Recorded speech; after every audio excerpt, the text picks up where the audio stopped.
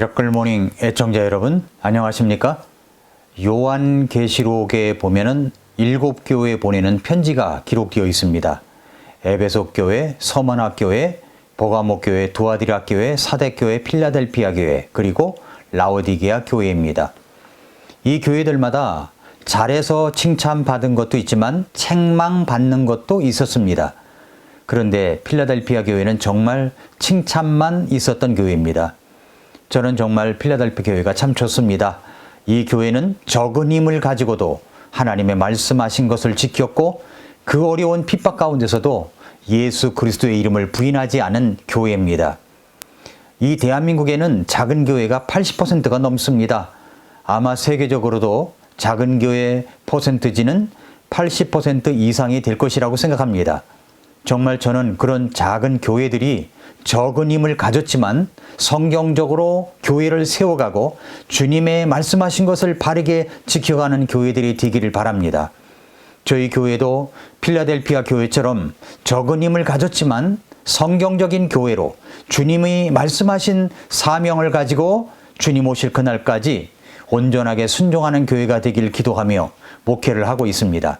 그런데 역사적으로 볼 때 교리가 다르다는 이유로 핍박을 받은 교회들, 사람들이 많이 있었습니다. 올바르게 믿는 성경적인 교회가 있는가 하면 이 세상에는 올바르게 믿는 성경적인 교회가 있는가 하면 그렇지 못한 잘못된 교리를 붙잡고 자기들이 세워놓은 것을 지키려고 올바르게 믿는 사람들을 핍박하고 박해하던 무리들이 있었습니다. 요한계시록의 버가모 교회에 발람의 교리를 붙잡고 있는 자들이 있었고 니골라당의 교리를 붙잡고 있는 무리들이 있었듯이 역사적으로 볼 때도 그런 무리들이 역사를 타고 그 역사 속에서 올바르게 믿는 사람들을 핍박과 박해와 그리고 죽이고 가두는 일들이 있었습니다. 교리가 다르다는 이유 때문입니다. 어떤 교리가 다르다는 말입니까? 대표적으로 보면은 세례와 침례가 다른 문제 때문입니다. 바로 구원받은 자들에게만 베푸는 침례. 침례라고 하는 것은 내가 죄인인 것을 회개하고 예수님이 내 죄를 용서하신 주님이라는 것을 믿고 받아들인 사람들에게, 그러니까 내가 영적으로 예수님과 함께 죽었고 살아났는데 그것을 겉으로 그렇다고 하는 것을 나타내는 것이 바로 물침례입니다. 물속에 온몸이 잠길 때 내가 예수님과 함께 죽었다는 것을 나타내는 것이고, 물속에서 내가 올라올 때 내가 예수님과 함께 살아났다는 것을 나타내는 것입니다. 그것이 바로 침례입니다.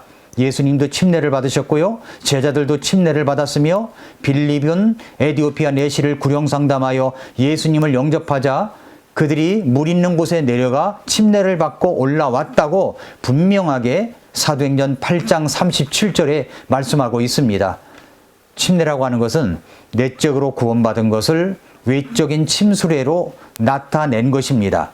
이것은 세례로는 머리에 물을 뿌리거나 붓는 것으로는 우리가 예수님과 함께 죽었고 살아난 것을, 우리의 구원을 나타낼 수가 없습니다.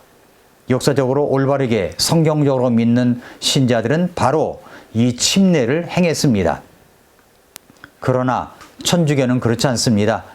그들은 세례를 통한, 영세를 통한 구원관을 갖고 있습니다. 세례를 받아야 구원받을 수 있다는 것입니다. 아닙니다. 성경은 그렇게 가르치지 않습니다. 이렇게 올바르게 성경적으로 믿는 신자들이 천주교의 박해 속에서도 물속에 온몸을 잠갔다 일어나는 의식만 행하니까 그들이 이 사람들은 침례, 베프티스트들이라고 부르게 되었습니다. 그래서 지금 우리의 침례 교회라는 이름이 천주교의 박해 속에서 붙여진 이름들입니다. 천주교를 다니다가, 아니 다른 교회를 다녔을지라도 구원을 받지 않고 세례를 받았던 사람들이 올바른 복음을 깨닫고 구원을 받았을 때 다시 침례를 받아야 할까요? 네, 받아야 합니다. 그래서 다시 침례를 줬습니다. 구원받기 전에 침례를 받았다고 할지라도 내가 다시 정말 구원받았다라고 하는 확신이 있을 때 다시 침례를 줍니다. 이렇게 하여 붙여진 이름이 바로 재침례 교도들이라는 별명입니다. 아나베프티스트입니다. 아나베프티스트. 그렇다면 이 재침례 교도들은 언제부터 있었을까요? 언제부터? 몇몇 침례교 학자들은 영국 분리주의자 후예설을 침례교가 처음 시작한 것으로 보고 있습니다. 영국 런던의 사우스워크에 있는 제이콥 교회에서 일단의 소속의 무리들이 탈퇴하여 나왔는데 그것은 성경적인 침례를 베푸는 것, 물속에 잠기는 침례가 올바르다는 확신을 갖고 혁신을 일으키는 일이 있었습니다. 그때가 1641년이었는데 그때를 침례계의 시작이다라고 보고 있는 학자들이 있습니다.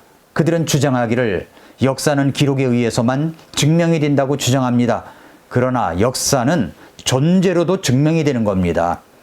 하나님이 사람을 창조하셨다는 것을 믿는다면 그 창조의 증명은 지금 내가 여기 존재해 있다는 것입니다. 창조 이후 지금까지의 역사를 모두 기록하지 않았다고 할지라도 내가 곧 창조의 증거인 것입니다. 재침례 교도들은 이미 그 순수한 믿음을 지켜오면서 초대교회 이후 곳곳에서 증명되고 나타나고 있었습니다. 어떻게 그것을 알 수 있습니까? 이걸 잘 봐야 됩니다. 지금부터 얘기하는 것을 잘 들으셔야 됩니다. 그것은 바로 로마 법전에 명기되어 있었다는 사실입니다. 로마 법전에 초기 교회사에 나타난 재침례 교도에 대해 살펴보면 380년 2월 27일 반포된 데오도시우스 1세의 칙령, 데살로니가 칙령 교회를 아예 카톨릭으로 칭하고 312년 선포한 밀라노 칙령에 이어 국교로 재천명했던 때가 있었습니다. 이후에 데오도시우스 1세의 손자 데오도시우스 2세가 집대성한 로마 법전을 반포하였는데 그 법전에 이런 문구가 있었습니다.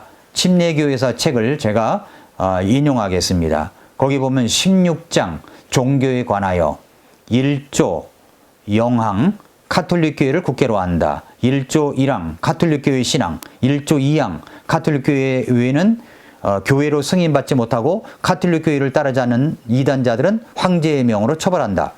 5조 2항 로마에서 시작된 노바티안에 대한 처벌, 3항 재침례자들에 대한 조항, 그리고 6조 4항 4세기경 카톨릭교회를 두렵게 했던 도나티스트라고 불리는 사람들인데 이들의 재침례와 재침례를 행하는 이들은 이단이며 카톨릭교회에서 사형에 해당하다는 분리주의자라는 제목으로 처벌한다라는 그런 내용이 있습니다.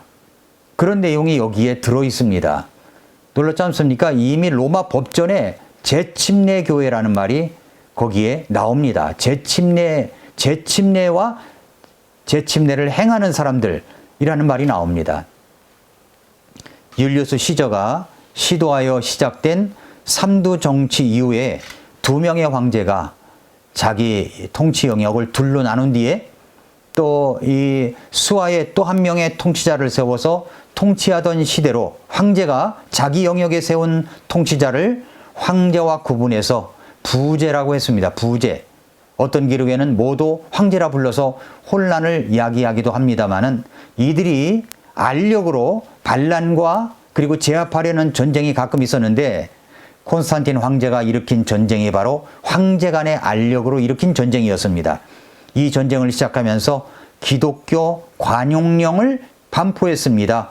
콘스탄티누스 황제가 말입니다. 노바티안에 이어서 도나티스트들이 행하던 재침례를 금지하기 위한 강력한 칙령이 반포되었습니다. 그때에 데오도시우스 황제와 카톨릭은 재침례를 몇 가지 단어로 표현을 했습니다. 그 16장 6조 로마 법전 16장 6조에 보면은 뭐라고 되냐면 반복 침례, 그리고 불법 침례, 다시 침례, 또 재침례로 최초의 재침례라는 라틴어 단어가 법령에 표시되어 있어서 법률적으로 재침례는 불법이다. 카톨릭 성례로는 무효다. 이렇게 천명을 했었다는 이야기입니다. 이때는 우리의 믿음의 선조들인 도나티스트가 북아프리카 누미디아 또 카르타고에서 시작되어서 북아프리카뿐만 아니라 카톨릭의 큰 위협을 느낄 만한 세력으로 확장되어 있었던 때입니다. 왜 예루살렘에서 교회가 핍박을 받게 되었고 그리고 그 핍박을 받은 제목이 무엇이었습니까? 너희가 너희 교를 예루살렘에 가득하게 했다는 죄목 아닙니까? 왜 그렇게 국가 권력과 가톨릭이 재침례 파들을 잔멸하려 했을까요? 나중에 도나티스트에 대해서 이야기할 때 제가 더 자세하게 말씀을 드리도록 하겠습니다.